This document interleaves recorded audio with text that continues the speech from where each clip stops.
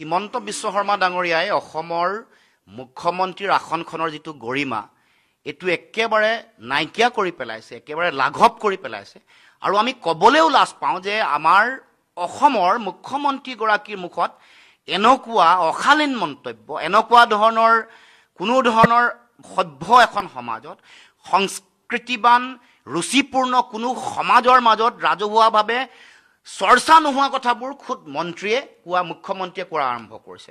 আনকি মহিলাসকলৰ উপস্থিতিতে এইটো মই ভাবোঁ যে অসমৰ মহিলাসকলক যদিও উদ্যমিতা দিছে, মহিলাসকলক যদিও অৰুণোদয় দিছে, মহিলাসকলৰ উপস্থিতিত মুখ্যমন্ত্ৰীয়ে যিবোৰ কথা কৈছে, যিবোৰ বক্তব্য ৰাখিছে, নাৰী জাতিৰ প্ৰতি মুখ্যমন্ত্ৰীৰ চূড়ান্ত অপমান। এতিয়া মুখ্যমন্ত্ৰীয়ে যিবোৰ কথা ৰাজহুৱাভাৱে কোৱা আৰম্ভ কৰিছে সেইবোৰ কোৱা আমি দেখিবলৈ পাই, আমি অনুভৱ কৰিছোঁ। এতিয়া মুখ্যমন্ত্ৰীয়ে যেতিয়া বক্তব্য ৰাখিব আমি আহ্বান জনাব লাগিব যে যদি আপুনি প্ৰাপ্তবয়স্ক হোৱা নাই এইবোৰ কথা নুশুনিব আৰু নাচাব। মুখ্যমন্ত্ৰীৰ এই অশালীন যিবোৰ বক্তব্য আছে এইবোৰ আমি শুনাৰ পাছত আমি ক'ব লাগিব যে 18 বছৰ যদি আপুনি অনূৰ্ধ্ব তেতিয়াহ'লে মুখ্যমন্ত্ৰীৰ কথা বতৰাবোৰ নুশুনাকৈ থাকিব, নোচোৱাকৈ থাকিব, চকু মুদি থাকিব, এনেকুৱা এটা ৰাজহুৱা আহ্বান আৰু এপিল দিয়া এটা পৰিৱেশ হৈছে। মুখ্যমন্ত্ৰী বিদেশীৰ ৰাজনীতি কৰিব খুজিছে, বিদেশীক জাপি দিয়াৰ ৰাজনীতি, সংকীৰ্ণ ৰাজনীতি। অসমৰ নাগৰিকৰ ভৱিষ্যত, অসমৰ খিলঞ্জীয়া থলগিৰি ভূমিপুত্ৰ মানুহৰ ভৱিষ্যতৰ প্ৰতি মুখ্যমন্ত্ৰীৰ কোনো চিন্তা নাই। আৰু মুখ্যমন্ত্ৰীয়ে অসমত যিটো সংকীৰ্ণ যিটো মানে দৃষ্টিভংগীৰে সমাজখনক পৰিচালিত কৰিব খুজিছে। এতিয়া তেওঁ এই গোটেই কথা বতৰাবোৰত আমি দেখি আহিছোঁ মুখ্যমন্ত্ৰী অবৈধ বিদেশীৰ প্ৰবক্তা, মুখ্যমন্ত্ৰী বৰ্ণবাদ আৰু ব্ৰাহ্মণ্যবাদৰ প্ৰবক্তা, মুখ্যমন্ত্ৰী সংকীৰ্ণ মানুহৰ মাজত ধৰ্মীয় উন্মাদনা, মানুহৰ মাজত ঘৃণাৰ তেওঁ প্ৰবক্তা।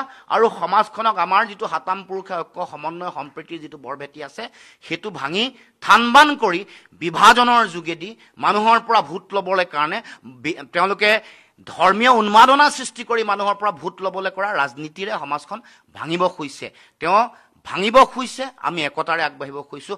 আমি অবৈধ বিদেশীৰ আগ্ৰাসনৰ বিৰোধিতা কৰিছোঁ, আমাৰ মাটি ভেটি ভাষা কৃষ্টি সংস্কৃতি ৰক্ষাৰ কাৰণে যুঁজিব খুজিছোঁ।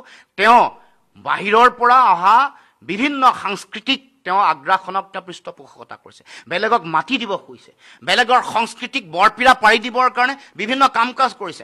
বিভিন্ন এজেণ্টক বাহিৰৰ পৰা না বিভিন্ন এজেণ্ট টাৰ্চেম মিত্তল, সিদ্ধাৰ্থ টুডি, সিদ্ধাৰ্থ শৰ্মা এনেকুৱাবোৰৰ যোগেদি বাহিৰৰ পৰা অনা কিছুমান এজেণ্টক অসমৰ কৃষ্টি সংস্কৃতিৰ যিটো ঐতিহ্য বহন কৰা যিবোৰ সত্তা আছে সেইবোৰক শোষণ নিষ্পেষণত লগাই দিছে। তাৰ মানে আমাৰ সংস্কৃতিক ভাষা কুসংকটৰ মাজলৈ ঠেলি দিছে। বিদ্যালয় বন্ধ হৈছে, তাৰ মানে কি আমাৰ ভাষাক সংকটত পেলাইছে কোনো মুখ্যমন্ত্ৰীয়ে। গতিকে মুখ্যমন্ত্ৰীয়ে দেশৰ সকলো কথা, এটা জাতিৰ কাৰণে, এখন ৰাজ্যৰ কাৰণে প্ৰয়োজনীয় সকলো কথা একেবাৰে নাইকিয়া কৰি ধ্বংস কৰি কেৱল মাত্ৰ নিজৰ চাৰিওফালে থকা যিসকল তেওঁৰ প্ৰতি অনুগত্য দেখুওৱা যিসকল মন্ত্ৰী আছে তেওঁলোকক ধনী কৰিবৰ কাৰণে, তেওঁলোকক অসমৰ সকলো সপি দিবৰ কাৰণে, বহুজাতিক বনিয়া গোষ্ঠীক মাটি সপি দি তেওঁৰ আসনখন ৰক্ষা কৰিবৰ কাৰণে তেওঁ ৰাজনীতি কৰি আছে।